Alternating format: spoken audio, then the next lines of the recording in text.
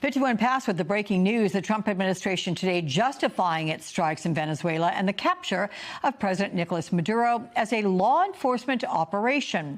Secretary of State Marco Rubio pushing back against criticism its actions are illegal because the administration did not seek congressional authorization. It wasn't necessary because this was not an invasion. We didn't occupy a country. This was an arrest operation. This was a law enforcement operation. He was arrested on the ground in Venezuela by FBI agents, read his rights, and removed from the country. You can't congressionally notify something like this for two reasons. Number one, it will leak. It's as simple as that. And number two, it's an exigent circumstance. It's an emergent thing that you don't even know if you're going to be able to do it. Joining me now is California Congressman Jimmy Gomez. He is a member of the Intelligence and Ways and Means Committees. Good to see you again, Congressman. I'd love to get your response to Secretary Rubio's contention that the administration didn't need congressional authorization to carry out these actions, calling this a law enforcement operation, not an invasion.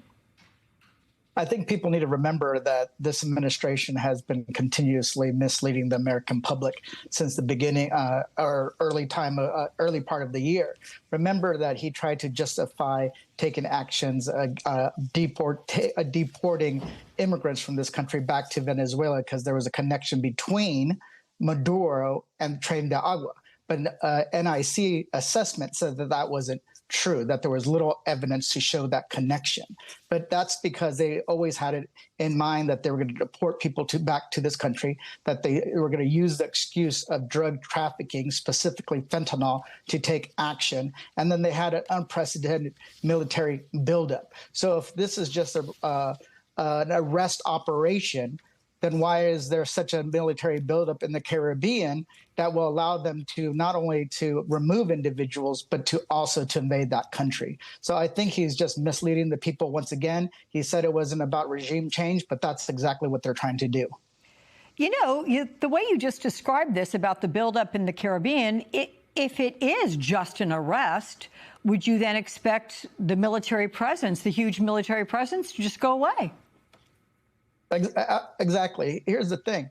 This military presence is pulling assets from all across the globe. So one thing it's doing, it's actually making us more vulnerable to other threats, real threats. Maduro and the Venezuelan regime was never an immediate military threat to the United States. So all of a sudden we pull all these resources to the Caribbean in order to execute this operation. So what are they trying to do? Are they trying to change the regime?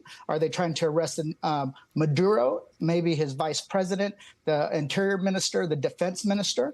Or, as Trump said, he's going to leave them in place to if they cooperate. So a lot of their messaging has been all over the place. It's also, I believe, it's just been a straight up lie to the American people to justify their actions of regime change or controlling the Venezuelan government to do what they want when they want them to do it. So House Democrats, just a short time ago, they held that emergency caucus meeting to discuss the administration's actions in Venezuela. You were at that meeting. What measures will Democrats take to ensure President Trump is acting legally and within his authorized powers? The caucus is a diverse caucus, and there's members that are expressing support for the Venezuelan people, that they were living under this regime that was terrorizing them, that was arresting people by the thousands, ignored democratic elections, as well as led to 6 million people to flee. And 600,000 of those Venezuelans live in the United States under TPS. So what we're concerned about, one, we want to pass another war powers resolution to say that this should not be allowed to as an invasion into Venezuela. Two, to make sure that the American people understand the consequences of what happens if this continues. Because what you're setting up is like a power struggle that could potentially happen in Venezuela that will lead more people to flee the country and to the surrounding areas and destabilize the region. So this is what people are talking about. A lot of us also fear that Trump's going to cut a deal, let the oil companies back in. Chavista regime stays intact as long as they accept all the TPS holders back and allow people to be deported back to that country. So that's one of the things that we're fearing. But we're going to take some actions in the coming days and weeks to continue to highlight these issues.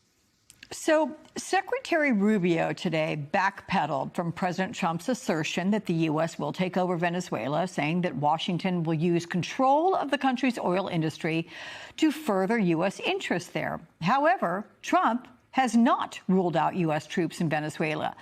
Is there a meaningful distinction between those two policies? I mean, how concerned are you that this becomes another U.S. occupation boondoggle like Iraq? The American people don't want an endless occupation, an endless war. They don't want to end up in a situation where Trump is trying to pour billions of dollars into taking over a country and building it up while the American people struggle to make ends meet, to buy a house, to put a kid through college or pay for childcare or the ACA subsidies. So they don't want that. So Rubio, what he's trying to do is basically saying, oh, we're not going to run the country, because he knows even amongst the Republican base, that is toxic.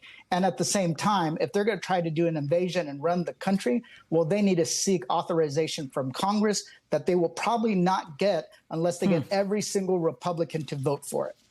Okay, Congressman Jimmy Gomez, many thanks.